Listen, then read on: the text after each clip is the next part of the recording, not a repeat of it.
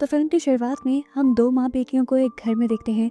Mom बहुत ज़्यादा डरी हुई थी क्योंकि उनके आस पड़ोस में बहुत ही अजीब वाक़यात हो रहे थे। उनकी बेटी ने उसे समझाया, मॉम ऐसा कुछ नहीं है, हम सेफ हैं। लेकिन उसकी मॉम उसे फिर भी बाहर जाने से मना करती हैं और कहती हैं, नहीं जाओ बाहर, बाहर खतरा है। उनकी बेटी एक बात नहीं मानती और बाहर चली जाती है, जिसके बाद वो बाहर कपड़े सुखाने लगी।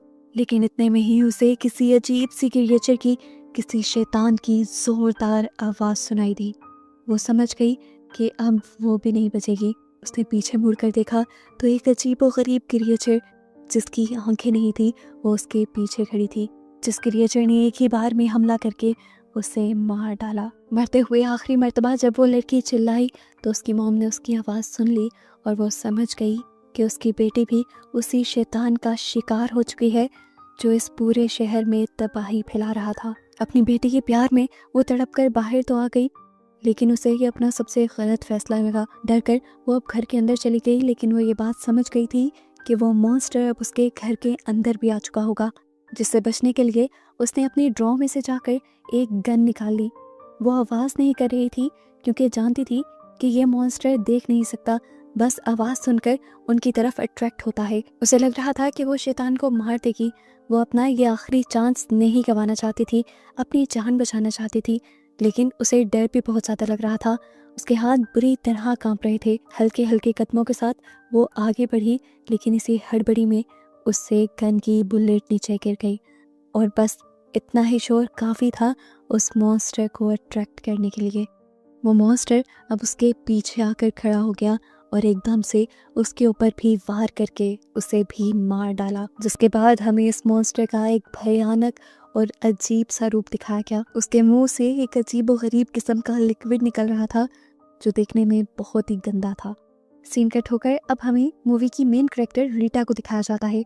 रीटा की मॉम उसी शहर में रहती हैं जिस शहर से इस मूवी का स्टार्ट हुआ है और जिस शहर में वो मॉन्स्टर है। रीटा की मॉम ने रीटा को इस शहर में होने वाली किसी चीज़ के बारे में नहीं बताया था, लेकिन रीटा इस चीज़ के बारे में परेशान थी कि उसके डैड पिछले 3 दिन से घर नहीं आए थे। तब उसकी मॉम ने बहाना बनाते हुए कहा वो अक्सर घर नहीं आते, आ जाएंगे। लेकिन रीटा की परेशानी कम नहीं होती और वो फैसला कर लेती है कि कल को ही वो अपनी फैमिली को लेकर यहाँ इस शहर में आएगी। उसकी मॉम ने उसे बहुत मना करना चाहा कि यहाँ मत आना, यहाँ खतरा है, लेकिन रीटा ने उसकी एक बात नहीं मानी। खैर सुबह होती है और दिखाया जाता है कि एलन और रीटा अपनी मॉम के घर जाने के लिए तैयार हो रहे थे। इतनी ही देर में बेन भी तैयार हो गया। उन्होंने पूछा चार्ली कहाँ रह गई। वो अपनी बेटी के बारे में पूछ रहे थे। तब बेन ने बताया वो आज भी टाइलर से लड़ रही है।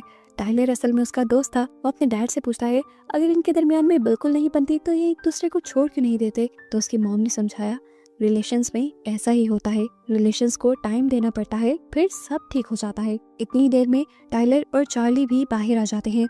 चार्ली मॉम डैड को बताती है असल में टाइलर ने मेरे लिए कुछ और प्लान किया हुआ था, लेकिन अब क्योंकि हमें ग्रैंडमा के घर जाना पड़ा तो मैं उसे बस अपने साथ चलने में फोर्स कर रही थी और टाइलर मान भी गया था। अब ये पांचों शहर से निकल जाते हैं अपनी ग्रैंडमा के शहर जाने के लिए। तकरीबन आधा दिन का सफ़र करने के बाद ये लोग रीटा के शहर पहुंच जाते हैं, जहां शहर के बाहर इन्हें एक लैब नजर आ रही थी। इन्होंने रीटा से इस लैब के बारे में सवाल किया तो रीटा ने कहा कोई नहीं जानता कि इस लैब में किस तरह के एक्सपेरिमेंट होते हैं और ये लैब यहाँ क्यों है। बस सालों से ये लैब है यहाँ पे, मेरे बचपन से शायद। लैब के बाहर लिखा था खतरा, यहाँ पर कुछ खतरनाक टेस्ट चल रहे हैं। खैर ये लोग अब गाड़ी में बैठकर इस लैब से अपने घर तक का सफर भी पूरा कर लेते हैं। रीटा सालों बाद अपनी मॉम से मिलने के लिए बहुत ज्यादा एक्साइटेड थी, लेकिन जैसे ही वो घर गई तो अजीब बात कि उसके घर के दरवाजे खुले हुए थे और अंदर ना तो उसकी मॉम थी और ना ही डैड। उसने पूरा घर छान मारा। वो जब बुरी तरह परेशान हो गई तो तब एलन ने कहा परेशान होने की बात नहीं, क्या पता वो अपने नेबरहुड में गई हो। ये सोचते ही रीटा अब उस घर गई जिस घर से ये मूवी स्टार्ट हुई थी और जिस घर में पहले 2 औरतें मरी थी। हैरानी की बात थी कि ये घर भी खुला था और इस तरह पड़ा था कि जैसे यहाँ कोई रहता ही ना हो। उसके बहुत आवाज देने पर, पूरा घर ढूंढने पर भी उसे यहाँ कोई नहीं मिलता और वो परेशान हो जाती है। तब एलन कहता है क्या पता ये लोग तुम्हारे डैड को लेकर हॉस्पिटल गए हों, तुम्हारे डैड की भी तो तबीयत अक्सर खराब रहती है। ये लोग जब इस घर से बाहर जाने वाले थे तो इन्होंने इस घर में जगह जगह खून के निशान नोटिस किए और ये देखकर वो डर गए। उन्हें समझ नहीं आ रही थी कि आखिर इस घर में या इस शहर में हुआ क्या है। खैर फिलहाल के लिए तो रीटा अपने घर वापस आती है और अपने बच्चों को बताती है कि वो अपनी माँ को ढूंढने के लिए हॉस्पिटल तक जा रहे हैं, जिसमें बेन भी उनके साथ चलने की जिद करता है। तो ये लोग मान जाते हैं। अब ये लोग जैसे ही हॉस्पिटल जाने के लिए वैन में बैठे तो अजीब बात थी, उनकी वैन चलना बंद हो गई जो अभी तक सही चलते हुए यहाँ आई थी। एलन बहुत ज्यादा शॉक था, ऐसा कैसे हो सकता था। वो न्यू सर्विस करवा कर इस वैन को लेकर आया था। खैर ये सब सोचने का भी वक्त नहीं था। वो लोग गाड़ी से निकल जाते हैं और टाइलर और चार्ली को इस गाड़ी को चेक करने का काम देकर खुद हॉस्पिटल के लिए पैदल ही निकल जाते हैं। ये लोग जब पैदल शहर में जा रहे थे तो इन्हें बहुत अजीब फील हुआ। दूर दूर तक इन्हें कोई इंसान नहीं मिला। सारे होटल्स, घर, दुकानें सब ऐसे खुला हुआ था जैसे इनमें कोई रहता ही ना हो, किसी को इन जगहों की परवाह ही ना हो। रीटा भी बुरी तरह परेशान थी। इस शहर में क्या चल रहा था उसकी मॉम ने भी कभी उसे नहीं बताया था। उसे तो खुद इस शहर में आए काफी साल हो गए थे। क्या सब लोगों ने ये शहर ही छोड़ दिया था? इस टाइम ये एक रेस्टोरेंट को चेक कर रहे थे जहाँ शीशे पे इन्हें ताज़ा खून का हाथ का निशान दिखाई देता है। ये लोग डर जाते हैं और उस दरवाजे को खोलते हुए अंदर जाते हैं। ये किचन था जहाँ पर एक इंसान बुरी हालत में था। इन्होंने देखा कि वो खून से लथपथ था और बिल्कुल मरने के करीब था। मरने से पहले उसने एलन को समझाया, चले जाओ यहाँ से, यहाँ मत रहना, यहाँ रहे तो मारे जाओगे, वो आ जाएगा और तुम्हें मार देगा। ये सब बातें कहने के बाद वो आदमी यहाँ मर जाता है। एलन को समझ आ गई थी कि शहर में कोई एंटिटी, कोई अजीब चीज आ गई है जो सभी लोगों को मार कर खा रही थी और अब इनकी जानों को भी खतरा था। इन सारी बातों से अनजान बाहर टाइलर और चार्ली अभी भी कार को चेक कर रहे थे। टाइलर हैरान था कि ये कार कैसे बंद हो सकती है क्योंकि इसकी हर चीज बिल्कुल ठीक है। चार्ली यहाँ खड़ी खड़ी काफी बोर हो चुकी थी। उसने टाइलर से कहा, तुम इस वैन को देखो, मैं जरा अपने फॉर्म से होकर आती हूँ। ये कहकर वो वहाँ से चली गई। आज यहाँ पर चलते हुए उसे भी अजीब फील हो रहा था। कोई इंसान उसे नहीं दिखा और फॉर्म भी बिल्कुल खाली था। वो बेदहानी में अंदर जा रही थी और अचानक उससे एक बोतल गिर गई। वो ये नहीं जानती थी उससे जो अनजाने में हुआ है वो उसकी मौत भी बन सकता है। बोतल गिरने की आवाज़ वो मॉन्स्टर सुन चुका था। उस मॉन्स्टर का भयानक मुंह दिखाया गया जो अब यहाँ इस फॉर्म में आ गया है और अब एकदम से वो मॉन्स्टर चार्ली के सामने भी आ गया। उसे देखकर चार्ली हैरान परेशान रह गई। वो शदीद डर गई थी। तेजी से भागते हुए वो दूसरे कमरे के अंदर गई तो वहां जाकर उसके होश ही उड़ गए। उसने देखा कि उसकी ग्रैंड माँ को इसी मॉन्स्टर ने एक कोकोन में बांधकर लटकाया हुआ था, जैसे इस मॉन्स्टर ने उनको बाद में खाने के लिए रखा हो। चार्ली को देखकर उसकी ग्रैंड माँ उसे कहती है, तुम भागो, आवाज़ मत करना, वो आवाज़ से तुम्हारी तरफ अट्रैक्ट होता है, वो देख नहीं सकता, तुम जान बचाकर भाग जाओ बस। इससे पहले कि चार्ली यहाँ से भाग पाती, पीछे से वो मॉन्स्टर आकर चार्ली के ऊपर हमला कर देता है। इससे पहले कि मॉन्स्टर उसे और मार पाता, वो इस मॉन्स्टर को हाथ से दूर करते हुए यहाँ से भाग गई। भागते भागते वो टाइलर के पास गई जो उसे जख्मी देखकर बुरी तरह परेशान हो गया, लेकिन अभी कुछ एक्सप्लेन करने का टाइम नहीं था। उसने टाइलर का हाथ पकड़ा और उसे लेकर ट्रक की तरफ भाग गई। इससे पहले कि ये लोग ट्रक के अंदर बैठ जाते, ट्रक खुलने की आवाज़ सुनकर एकदम से वो मॉन्स्टर इनके पीछे आकर टाइलर के ऊपर हमला करके उसे मार देता है। चार्ली ट्रक के अंदर थी। वो देख पा रही थी कि किस तरह वो मॉन्स्टर टाइलर के ऊपर हमला करके उसे नोच नोच कर खा रहा था। ये सब देखना उससे बर्दाश्त नहीं हुआ। उसने ट्रक का दरवाज़ा बंद कर दिया और एकदम से मॉन्स्टर ने ट्रक के ऊपर हमला किया। वो जानता था कि चार्ली ट्रक के अंदर है, लेकिन ट्रक को खोलना कैसे था उससे नहीं पता था। चार्ली जब तक अंदर थी तब तक सेफ थी। चार्ली को हासिल करने के लिए ये मॉन्स्टर ट्रक को तोड़ने की कोशिश करता है, लेकिन तोड़ नहीं पाता और फिर दोबारा से टाइलर को खाने लगा। पहले उसने टाइलर को उठाकर ट्रक के ऊपर फेंका, जिससे टाइलर का खून वाला हाथ सारा विंडो पे लग गया और अंदर बैठी चार्ली और भी ज़्यादा घबरा गई। इतने में ही हम देखते हैं कि एलन, बेन और रीटा भी चार्ली को बचाने के लिए यहाँ पर पहुँच चुके थे, लेकिन वो नहीं जानते थे कि चार्ली तो पहले ही उस मॉन्स्टर का शिकार बन चुकी है। ये लोग उस ट्रक पर मॉन्स्टर के हाथों के निशान भी देख लेते हैं। ये जानते थे कि अब इन्हें आहिस्ता आहिस्ता आगे बढ़ना होगा, नहीं तो मॉन्स्टर इन्हें भी अपना शिकार बना लेगा। थोड़े ही कदम इन्होंने आगे बढ़ाए तो ये लोग शॉक रह गए ये देखकर कि वो मॉन्स्टर टाइलर को चीर फाड़ कर खा रहा था। इन्हें किसी भी तरह अब चार्ली को बचाना था जो ट्रक के अंदर थी, लेकिन ये जानते थे कि अगर ट्रक इन्होंने खोला तो एकदम से मॉन्स्टर इनकी तरफ अट्रैक्ट हो जाएगा। मौके के हिसाब से ठीक यही था कि ये लोग चार्ली को ट्रक में ही छोड़ते और खुद जाकर घर के अंदर छुप जाते। और ये लोग ऐसा ही करते हैं।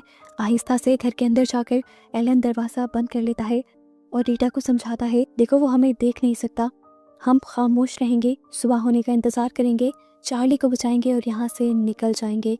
इसके अलावा हमारा कोई मोटिव नहीं है। अंदर बैठी चार्ली भी विंडो से अपनी फैमिली को देख रही थी। काफ़ी देर के इंतज़ार के बाद एलन आहिस्ता से दरवाज़ा खोलकर बाहर निकला चार्ली को बचाने के लिए। इन्हें लग रहा था कि मॉन्स्टर यहाँ से चला गया, इसीलिए आराम से एलन ने ट्रक का दरवाज़ा खोल दिया, लेकिन आवाज़ करते ही वो मॉन्स्टर इनके पास आ गया। अब चार्ली के साथ साथ एलन की भी जान खतरे में पड़ चुकी थी।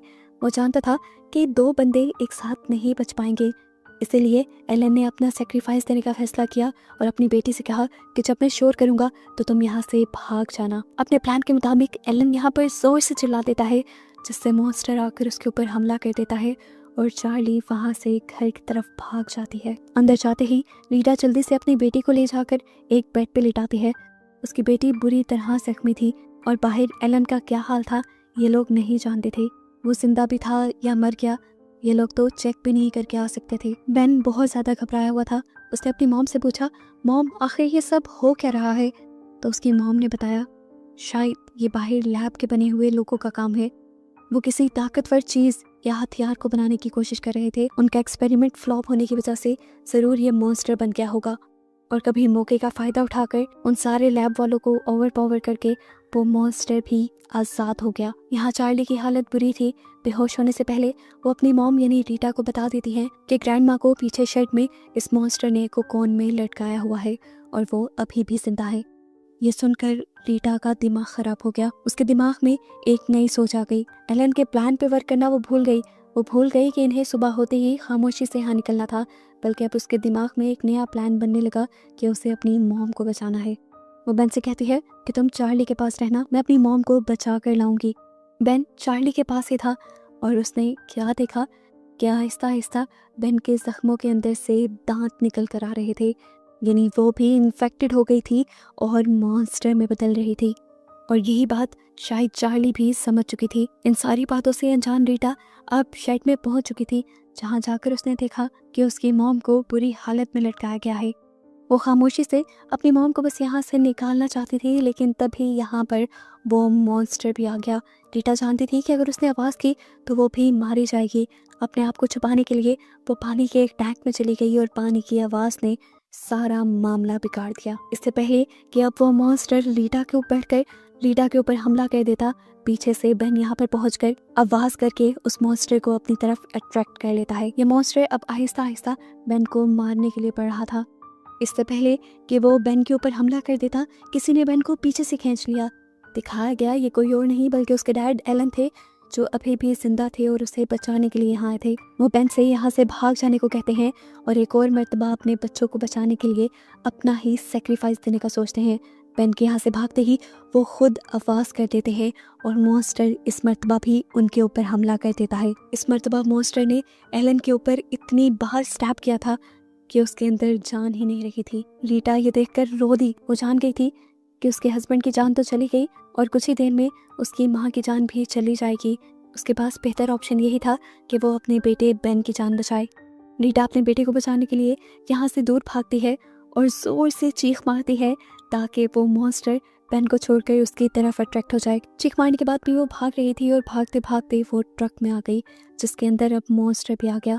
और मॉन्स्टर के अंदर आते ही उसने ट्रक बंद कर दिया ताकि बाहर उसका बेटा सेफ रहे। अंदर मॉन्स्टर ने रीटा के ऊपर भी हमला कर दिया था। दूसरी तरफ बेन, उसे समझ नहीं आ रही थी कि वो क्या करे। वो आखिरी मर्तबा अपने डैड से मिलने के लिए जाता है और देखता है कि उनके अंदर अभी भी थोड़ी जान थी।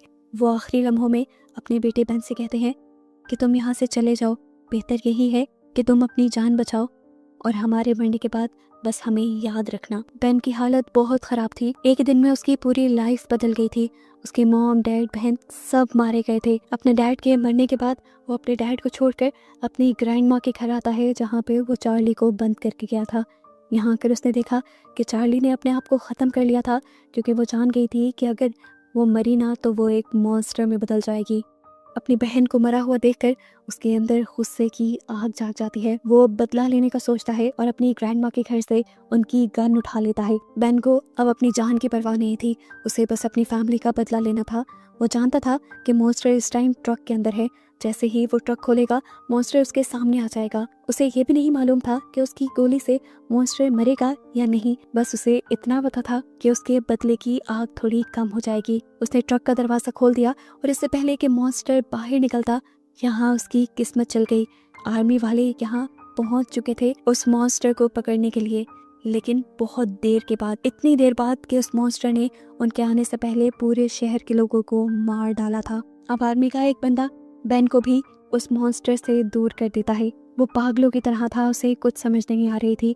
उसने अब अपना बाजू देखा जहाँ से भी अब दांत निकलने लगे थे, जिसका मतलब कि वो भी इन्फेक्टेड हो चुका था और कुछ ही देर में एक मॉन्स्टर बनने वाला था। यहाँ दिखाया जाता है कि आर्मी वालों ने ट्रक के अंदर जाकर उस मॉन्स्टर को ख़त्म कर दिया, लेकिन वो ये नहीं जानते कि कुछ ही देर में उनका सामना एक और मॉन्स्टर से होने वाला है।